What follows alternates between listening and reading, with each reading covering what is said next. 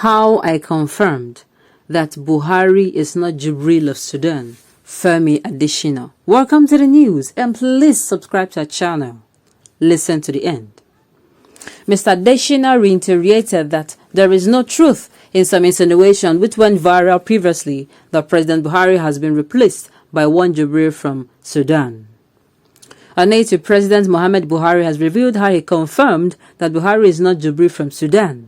Femi Adesina, who is a special advisor to the President Muhammad Buhari on media and publicity, made this known in an article titled The Essential Buhari VP Osibanjo Got It, posted on his Facebook page on Thursday night. Mr. Adesina reiterated that there is no truth in some insinuation which went viral previously that President Buhari has been replaced by one Jubril from Sudan.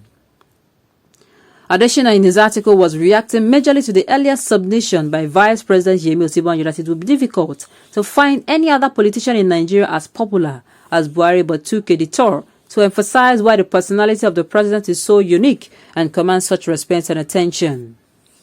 It will be recalled that when President Buhari was away in London on medical leave back in 2017, viral insinuation which spread like wildfire, majorly sponsored by Mazi Nnamdi Kanu, leader of the proscribed indigenous people of Biafra IPOB, had emerged that the Nigerian leader is dead and being replaced by an impostor from Sudan known as Jubril. Kanu has severally taken to the social media space to submit that an impostor is the one occupying the Aso Rock Villa and posing to be Nigeria's president, a claim also severely debunked by the presidency. The issue was brought back to the timeline on Thursday by Mr. Adesina in his article in which he talked about the attributes of President Buhari, describing him as someone he has worked at close quarters with and has consistently exhibited some laudable characteristics. The presidential media aide pointed out that Buhari, on the very day he returned to Nigeria from London, said some personal stuff to him which can only be known by someone who has known him for some time and not an impostor just trying to fit in. He wrote, I've been around the country with the president. I have also been to several countries of the world with him. I have not seen any other Nigerian leader past or present with this kind of allure, pull, fascination and magnetism. And that is why the Vice President Osibanjo is right to have described him as possibly the most popular Nigerian politician that we ever had in this generation. I remember that day in August 2017 when the president returned to the country finally from his medical vacation.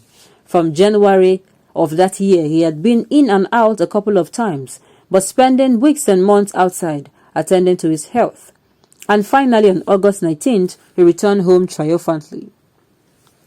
We were at the airport to receive him. I have told the story a number of times to dispel the idiocy that it was a certain Jubril of Sudan that came back, but not Buhari.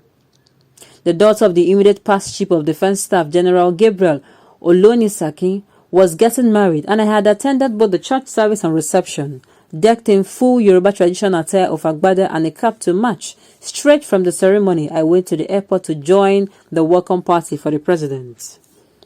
We, the presidential aide, were on the line to receive the president as he descended from the aircraft, and he shook hands with each person, having a wise track or the other to say, as it is typical of him. When he got to me, he said, Adesina, this is the best I've seen you dressed, and we both laughed. Jubril of Sudan, how did he know I was Adesina? How would he know how I normally dressed? Idiocy, I say again. But this is just a digression, not the story I really want to tell to support the topic at hand. Who asked you something? Even if it's Jubril of Sudan, what will you do as you're eating from him? Oh my goodness. True confession. This your same we still say that he is Jubril and not Buhari immediately after 2023 election. Shameless man. This Mazi Kanu is nothing but a Obanje's sent by the devil to destroy our dear country. The thing is, this is not, I don't understand. A long time ago, there were rumors about this, and it would have been better this was given out at that time. This is even not this is whether he's Jubril or not right now. It's not even the issue.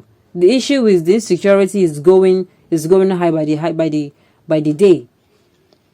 Every day we keep hearing news of one particular one particular village attacked, a community was wiped out, people have been kidnapped. A lot of this news keep flying around. This should be the top priority of Nigerian discussion right now. This should be the top priority of both the federal government and the electoral discussion. How do we make this insecurity stop? Now, there is a way to make the insecurity in the South region stop. It is just that the government is not wanting to employ that particular means. Dialogue is what will be able to stop the insecurity in Nigeria and the South. Now, for the North, I still believe, and I do believe that the citizens of Nigeria believe that not all means have been used. There are some stones that have been left unturned.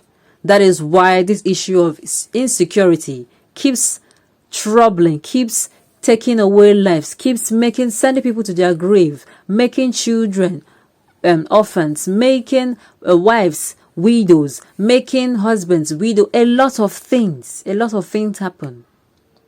People are kidnapped and they are asked to pay ransom. At the end of the day, they pay the ransom, and you're going to, when the Nigerian soldiers intersect with these self-bandits or terrorists, they say how their arms are new and very, very good and okay. Why wouldn't it be when they keep harassing people, kidnapping them, collecting ransom, and in turn using the same money given to them for ransom to buy more ammunition? Is it just that good?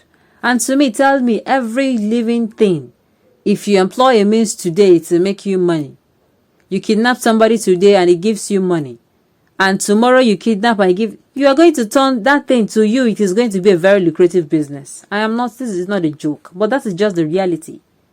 If you have been looking for a way to get funds and you finally see a way to get funds and it is seeming like it is less stressful, then why not? It will give you money that you need in money that you have never ever imagined in days and in weeks. And before you know, you get that money and you do what you want to do with it. Exactly.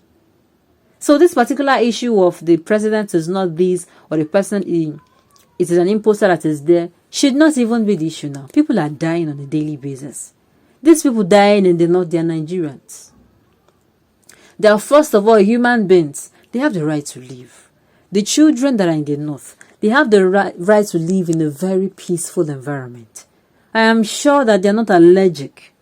I am sure those of them that have witnessed the very peaceful time before the beginning of this crisis, it has faded away. All they can think of now is this crisis. People are being sent to IDP camps on a daily basis. Not that they are being sent there for a message, but they are being sent there as a result of attacks. It's uncalled for. So this particular issue of the president should not even be our issue right now. The issue right now is there is insecurity in the land, there is hunger in the land. How and what is the way forward? How do we treat it and what is the way forward? Should be the discussion. And I know I speak the minds of Nigerians. On this note, we have come